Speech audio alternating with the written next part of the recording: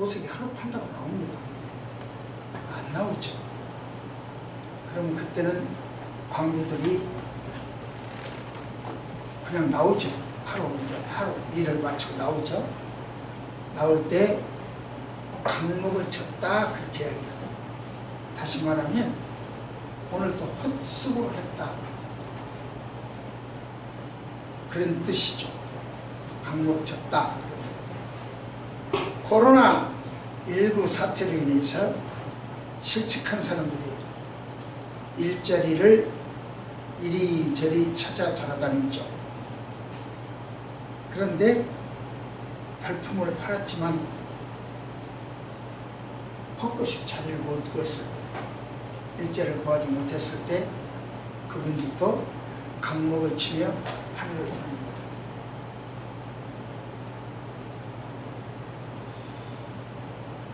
이번에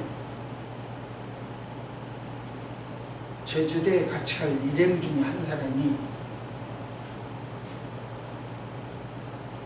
간호사였다가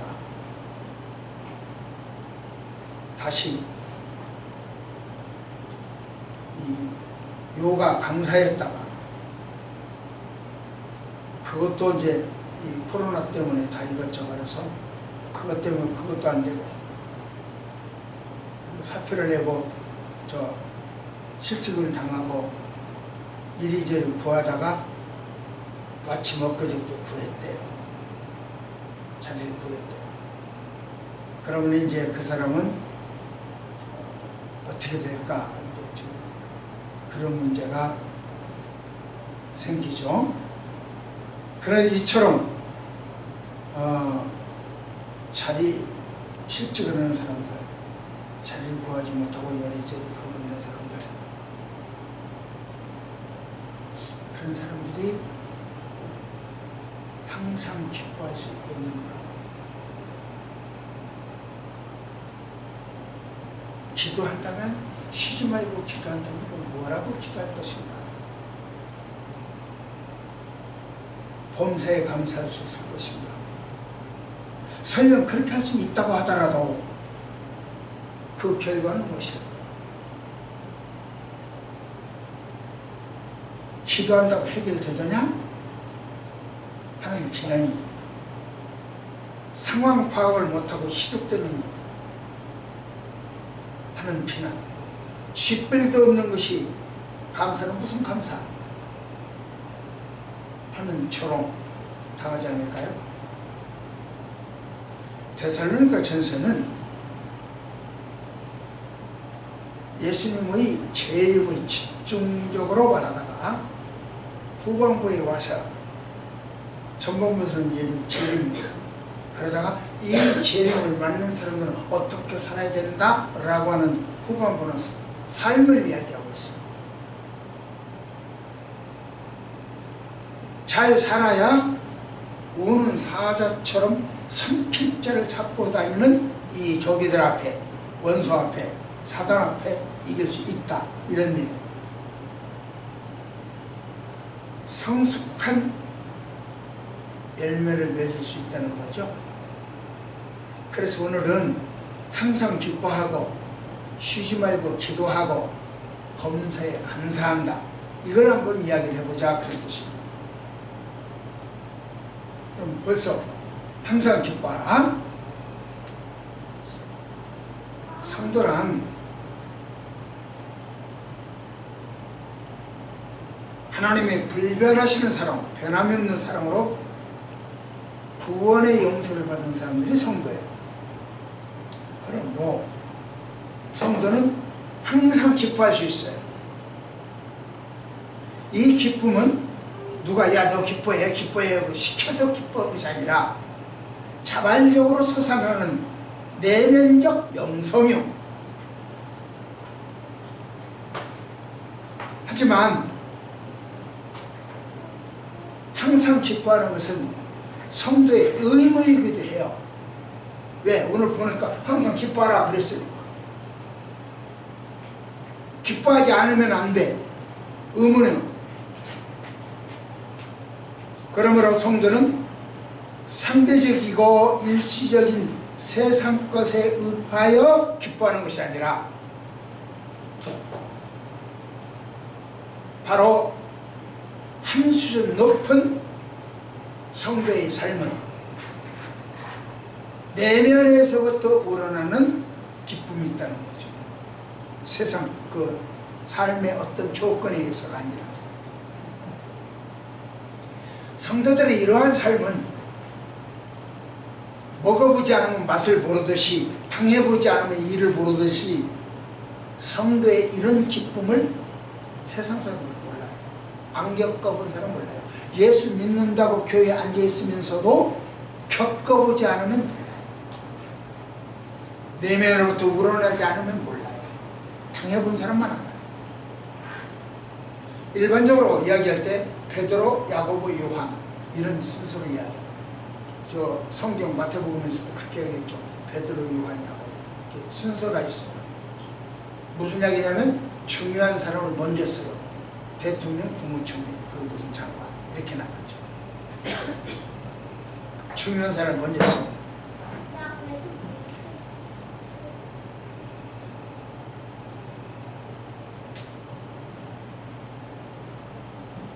그러나 믿음, 소망, 사랑 이렇게 해서 그러면 믿음, 소망, 사랑 그러면 믿음이 제일 중요하고 소망이고 사랑이냐? 그게 아니거든요. 딱 그 자리에서 못 박았거든요. 사랑이 제일이라 이렇게 여기는 순서를 정해줬어요. 중요한 사람을 먼저 쓰다가 그 다음에 와서는 또 순서를 딱 정해줘. 그렇다면 이 이야기는 어떨까요? 한번 읽어보세요. 시작. 그럼 이것도 순서가 기쁨이고 기도고 감사냐? 순서가 그렇게 되냐? 그 이야기입니다. 이야기를 한번 봅시다. 말씀 봅시다. 시작. 그럼 뭐가 제일이라는 거예요? 기도가 제일이라는 거죠. 기쁨이 아니고 감사가 아니라 기도가 제일이다. 그렇게 이야기를 하죠. 그러니까 사랑, 믿음, 소망 이것도 뒤죽박죽 순서가 바뀌어졌듯이 여기에서도 기쁨, 기도, 감사가 순서가 바꿔졌다. 그런 얘기입니다.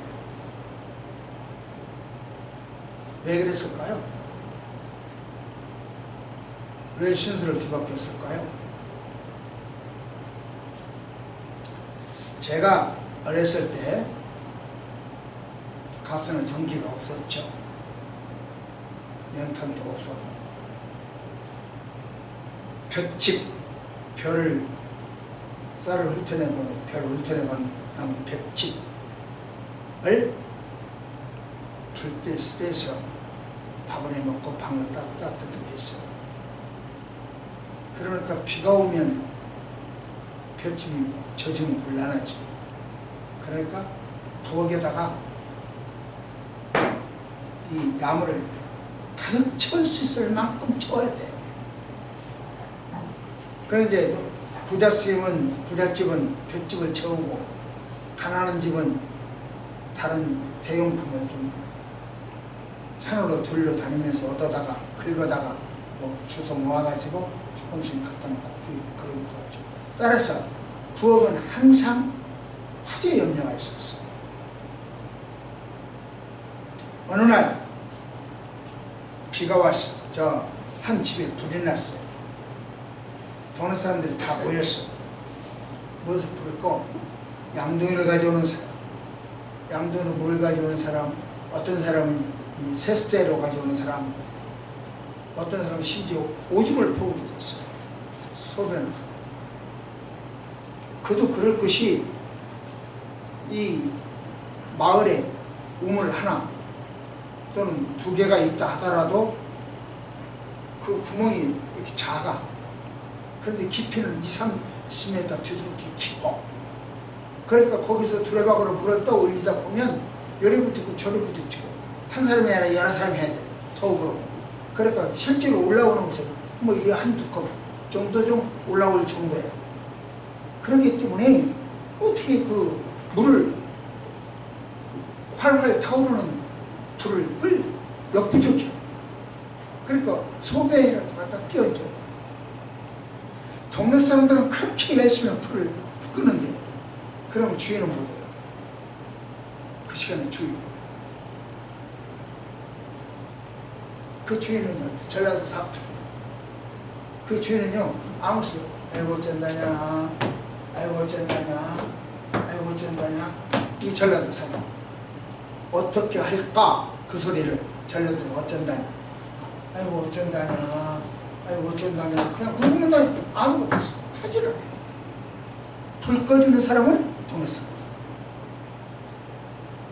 이처럼 최악의 상황에서는 말도 안 나오고요, 극도의 슬픔에서는 눈물도 안 나오고요, 절대절명의 위기에서는 몸이 굳어 움직이죠.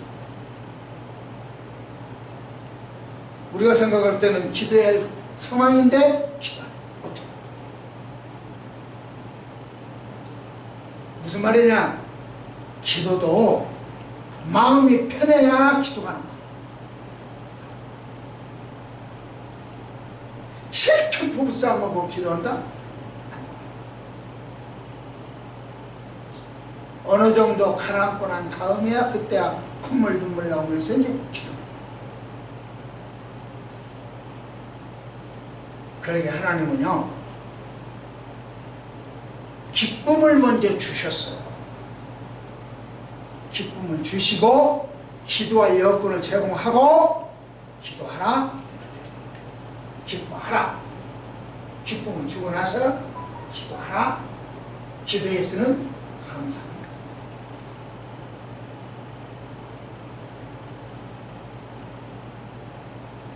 혹자는 생각할 때는 그럴 테죠. 무슨 하나님 나한테 기쁨을 언제 줬어? 내 형편을 보셔. 기뻐할 형편이요? 내 지금 병든 몸, 사업 실패한 몸, 직장에서 퇴출당한 몸, 이 환경을 좀 보셔. 내 아들 지금 있는 그 공부를 잘했어. 대학을 제대로 갔어. 무슨 놈은 기쁨을 줬어. 개뿔 하나님이 주신 기쁨 없어. 하고 항명할 수도 있습니다. 여러분들은 어떤지 모르겠지만 나는 올림픽 금메달을 받았으면 좋겠어. 그러나 현실적으로 지금 나에게는 그게 불가능해. 꿈이요, 생각일 뿐, 희망이. 메달은 좋지만 그 기쁨이, 메달은 좋지만 그 기쁨이 나한테 오지는 않아요. 마찬가지입니다. 우리 그리스도인들은 이미 하나님 천국 영생 구원을 받았어요. 확정이 됐어요. 그러므로 항상 기뻐할 수 있어요. 금메달 확정되듯이 항상 기뻐할 수 있어요. 대통령 국회의원 확정되듯이 항상 기뻐할 수 있어요. 그러나 저들에게는 그 기쁨이 없어요. 우리가 누릴 수 있는 기쁨이 저들에게 없어요. 그래서 우리는 내적 기쁨이 있다느냐. 내가 올림픽 금메달과 거리가 멀듯이 저들은, 예수 믿는 저들은 구원과 기쁨과 거리가 멀어요.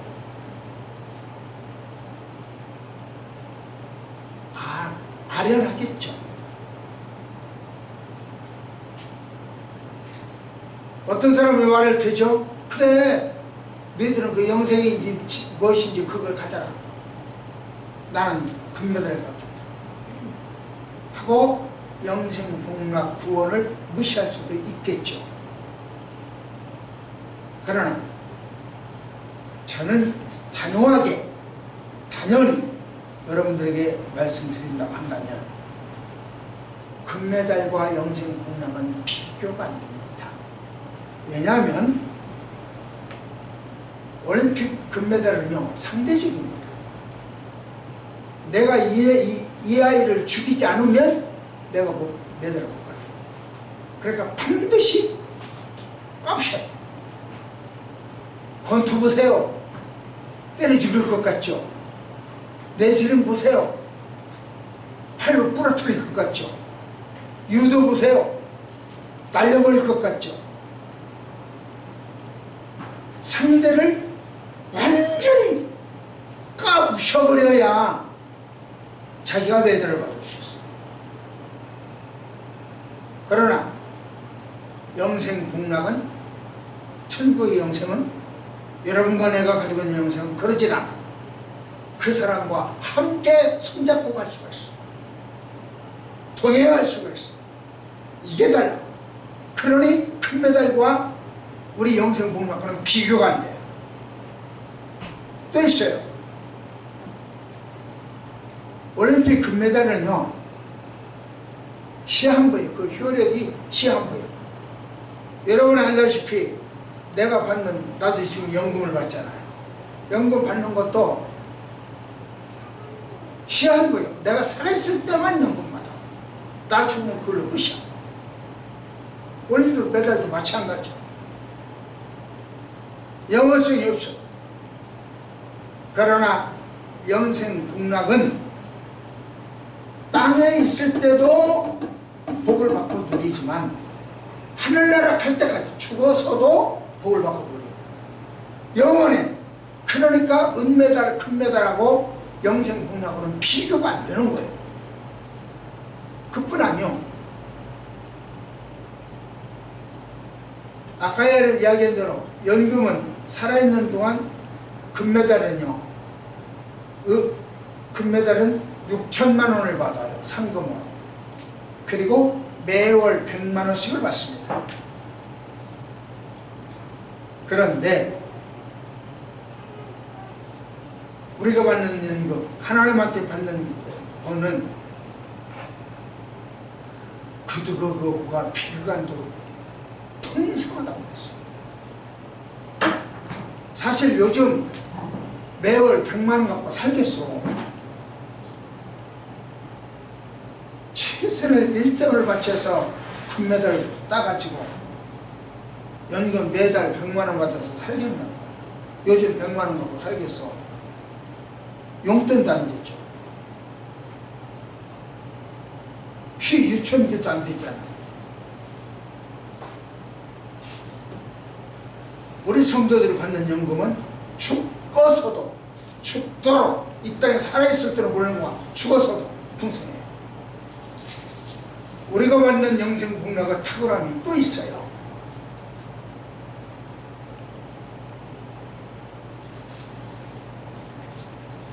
우리 후손들에게도 물려줄 수 있어요. 부모의 신앙이 자녀들에게도 물려줄 수 있고, 자녀의 신앙이 또 자녀에게도 물려줄 수 있어요. 본이 되어져 있고 복이 되어져 있고 배물림할 수가 있어요. 그래서 비교가 있다. 이처럼 우리가 가진 영생복락은요, 올림픽 금메달과는 비교가 안 되고 탁월해요. 그래서 우리는 항상 기뻐합니다. 그리고 이렇게 노래할 수 있죠. 주 예수 사랑 기쁨 내 마음속에 내 마음속에 주 예수 사랑 기쁨 내 마음속에. 우리 이렇게. 그래서 항상 기뻐하라 할 수 있습니다. 그 다음 볼까요? 자, 그 다음 시작. 쉬지 말고. 성도는요, 이미 천국 구원을 확정받았지만 세상의 삶도 필요해요. 이 땅의 삶도. 그러다 보니까 필요한 것도 많고 어려움도 많죠. 물론 반박거리겠죠. 그래서 기도하게 됩니다. 아무리 큰 죄를 졌어도 회개하고 기도하면 그 순간 값없는 하나님 은혜로 사함을 받습니다. 즉각적이고 최종적인 영생의 영적인 의인의 신분이 되는 거죠. 그렇다 하더라도 영생 복락을 얻었다 하더라도 확정되었다 하더라도 지금 그런 삶을 산다 하더라도 우리 인격체가 변한 것은 아닙니다. 완전히 변한 건 아닙니다. 내가 임명훈 집사하고 한 5, 6년 살다 보니까 여러 장점이 있는데 그 중에 하나의 장점이 뭐냐? 자기 책임감. 자기가 해야 할 일은 언제 어떤 방법으로든지 해내. 처자식 굶어 죽이진 않겠다. 그런 생각을 해요. 참 책임감이 강하다. 그리고 누가 일을 시켜서 하지 않고 혼자 찾아서 해요. 일거리가 항상 따라다니는 거야.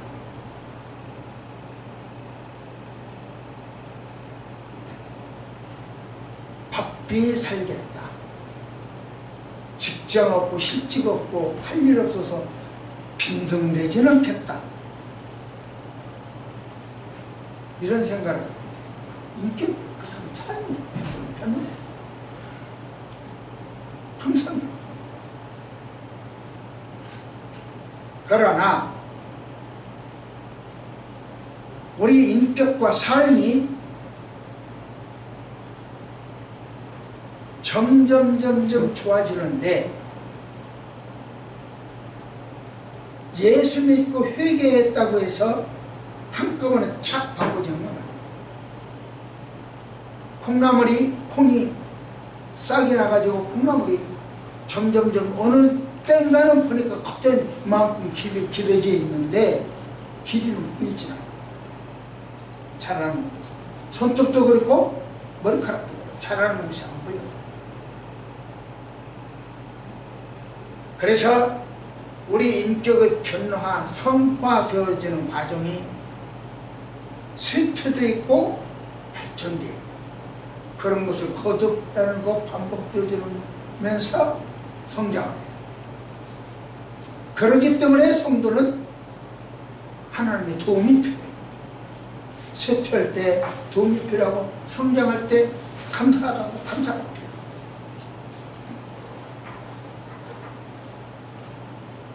하나님과의 교제 안에서 성화 발전을 계속적으로 추구를 해야 된다. 그런 이야기. 성도의 기쁨도 그래요.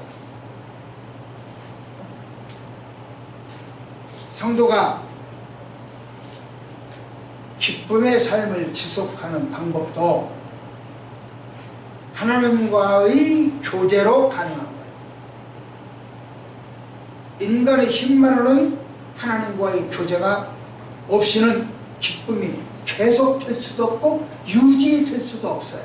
기쁨을 창출할 수도 없고. 하나님과의 교제 중요해요. 그 교제가 뭐냐? 기도예요. 성도가 환난 중에도 기뻐할 수 있는 유일한 비결이 뭐냐? 기도예요. 그래서 하나님은 이야기합니다. 시작. 그렇게 합니다. 쉬지 말고 기도하라. 나 자동차 타고 오는 거 쉬었네. 잠자는 시간은 쉬었네. 밥 먹는 시간 쉬었네. 친구하고 이야기하는 시간은 쉬었네. 당신 하루에 얼마나 기도해? 어떤 사람은 2시간, 어떤 사람은 4시간.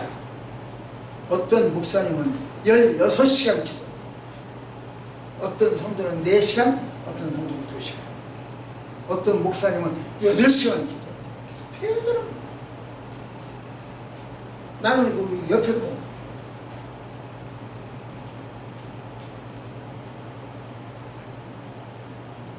그러면 여러분은 얼마나 합니까?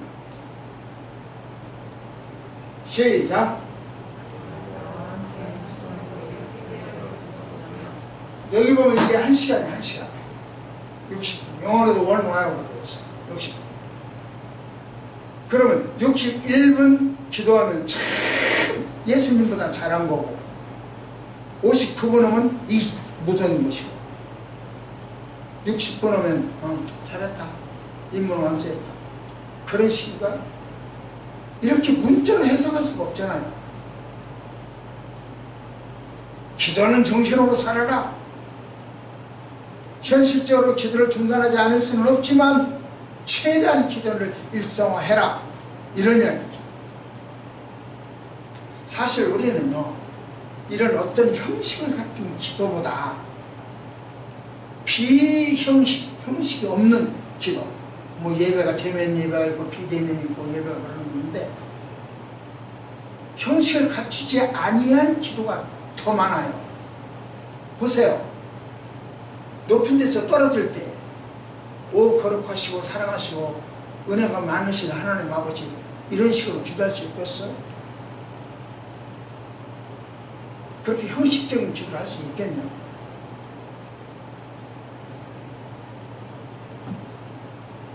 많은 기독인들이 형식을 갖춘 기도는 잘해요. 문제는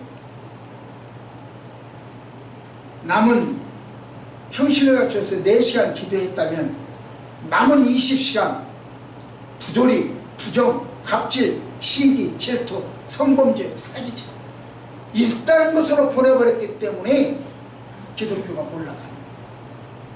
형식적으로는 4시간 잘합니다. 그런데 나머지 기도가 안 돼.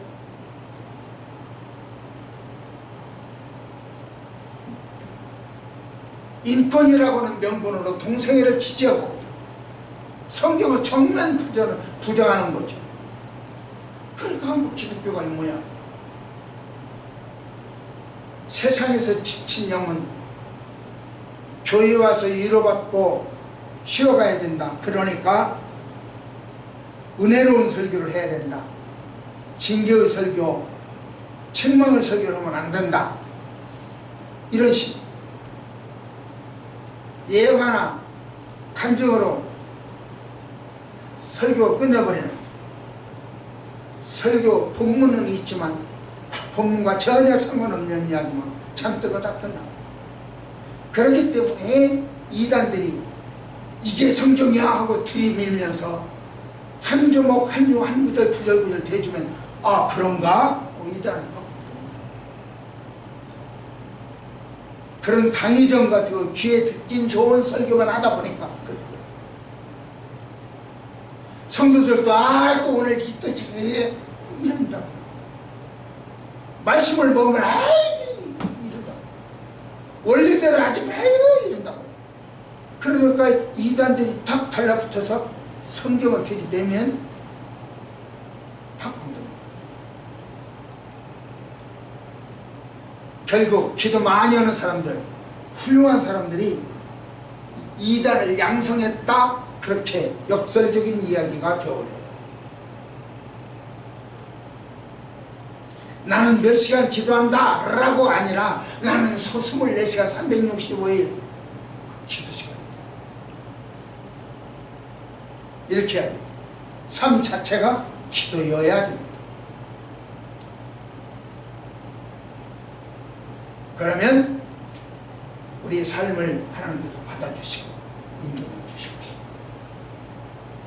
마지막 세 번째, 범사에 감사하라.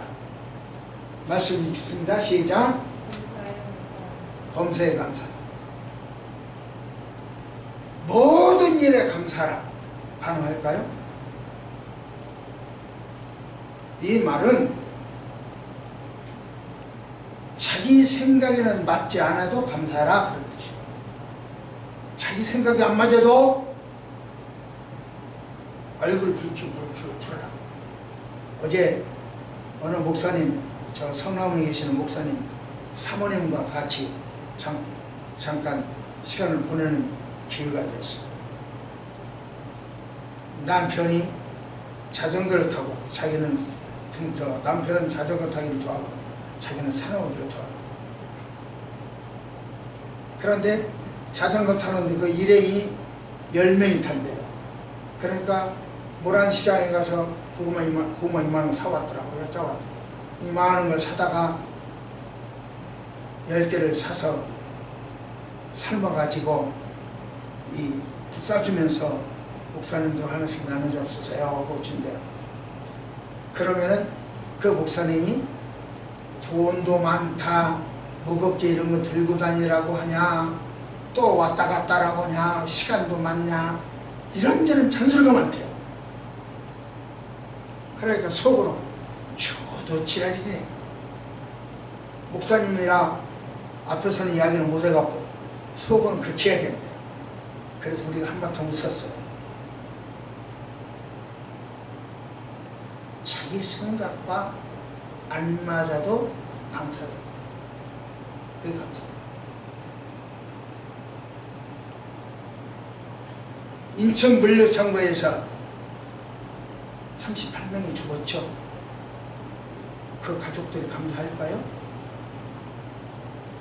김정은은 문 대통령을 향해서 맞을 짓을 한다고 했죠. 부모가 자식한테 하는 소리 했죠. 선생님이 제자한테 하는 소리처럼 그렇게 이야기를 했죠. 우리 국민들은 감사할까요? 세월호 사건은 304명이 죽었죠. 그 가족들 감사할까요? 도대체 감사가 뭐요? 범사에 감사라는 이야기는 모든 상황 속에 감사거리가 있다는 거예요.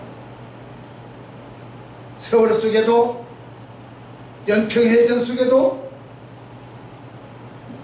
이천 물류에도 감사거리가 있다는 거예요. 그걸 발견해서 감사해라, 그런 이야기예요. 그러면 그런 사람 있어요? 세상에 그런 사람 있어요?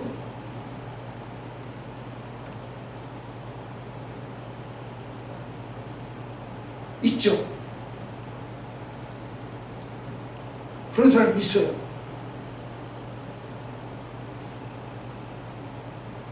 스데반이 그랬고, 바울이 그랬고, 손양호 목사님이 그랬고, 수많은 사람들이 그랬어요.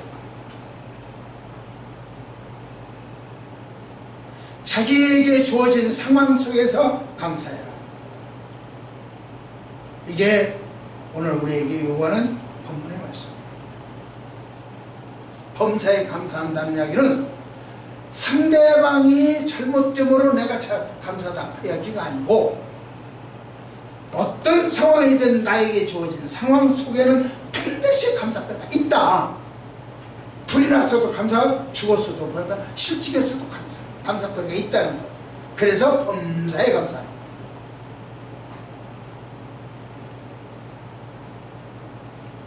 한번 볼까요? 시작. 어려운 극한 속에서도 감사하는 것은 기도만이 감사하거든요. 범사에 감사를 속이는 기도하는 이야기요. 기도하면 감사거리가 나온다는 이야기. 기쁨도 기뻐하라는 이야기고, 기쁨거리를 찾으라는 이야기고, 그러면 그 속에 감사거리가 있다는 거예요. 감사도 기도, 기쁨도 기도. 감사와 기쁨 사이에는 반드시 기도가 있어요. 오른쪽에는 감사, 왼쪽에는 기쁨이 있다 하더라도 그 속에는 반드시 감사가 있어요. 우선순위의 문제가 아니고 중심의 문제. 기뻐하라, 기도하라, 감사하라. 이건 순서가 우선순위예요? 그게 아니고 중심의 문제, 핵의 문제.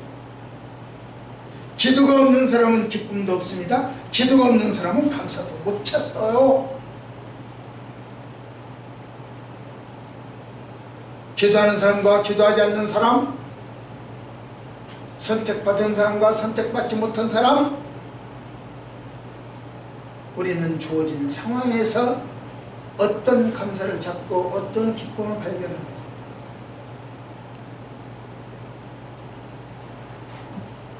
내 힘으로 기뻐할 수도 없고 내 힘으로 감사할 수도 없고 그것이 유지될 수도 없어요. 한두 번은 그렇게 돼요. 그러나 그것은 지속적이지 못해요. 그래서 기도합니다. 기도만이 이 문제 해결할 방법이에요. 그래서 우리는 쉬지 말고 기도해요. 결국 기뻐하는 것도 기도로 가는 거고, 감사하는 것도 기도로 가는 거고, 그 중심에는 기쁨과 감사 사이에는 기도가 있다. 그래서 우리의 삶의 중심이 기도해야 돼요. 말씀을 맺겠습니다. 마틴 루터 킹이라고 하는 사람 알죠? 이번은 이야기하기를 이 사회의 전환기에 최대의 비극은 악한 사람들의 거친 아우성이 아니라 선한 사람들의 소름 끼치는 침입니다. 악한 사람들이 악으로 득세해서 떠들어대서 우리가 살기 어려운 것이 아니라 선한 사람들이 아무 소름 없이 틀대로 되라고 지켜만 보고 있는 것이 악의 문제라는 거예요. 마틴 루터 킹은 그렇게 하기로 했어요. 잘 알죠? 슈 아인슈타인, 그분은 이렇게 하기로 했어요. 세상은 악한 일을 행하는 자들에 의하여 멸망하는 것이 아니고 아무것도 안 하고 지켜보는 사람들에 의하여 멸망한다. 그렇게 하고 있어요. 제가 가끔 이야기하죠. 화단, 보리밭 망가뜨리는 방법이 뭐냐? 아무것도 놔두면 잡초가 나서 망가지게 되어 있다. 그랬냐? 아무것도 안 하는 거는 망가뜨리면 어떻게 된다? 플라톤, 정치를 외면한 가장 큰 대가, 정치를 외면했으니까 대가를 받게 되잖아요. 가장 큰 대가는 저질스러운 인간들에 의하여 지배당한 것이다. 그래서 플라톤은 적극적으로 정치에 참여하라, 그런 얘기죠. 레이건 대통령, 자본주의 최고의 맹점이 뭐냐? 행복을 여러 사람에게 주지 않아 불공평하게 줘. 이게 자본주의 맹점이라고 했어요. 그러나 공산주의의 맹점은 뭐냐? 불행을 모든 사람에게 똑같이 나눠준다. 불행을 모든 사람이 똑같이 나눠. 이게 레이건 대통령이 했던 거예요. 인디언에 이런 속담이 있습니다. 네가 태어날 때 너는 울었지만 세상은 기뻐했다. 네가 태어날 때 너는 울었어. 나 울었죠. 그런데 세상은 이제 네가 죽을 때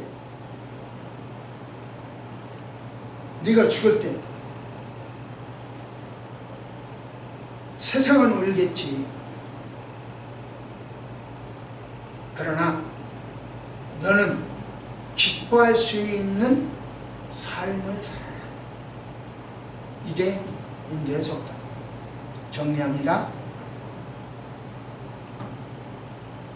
금메달보다 탁월한 영생복락의 기쁨.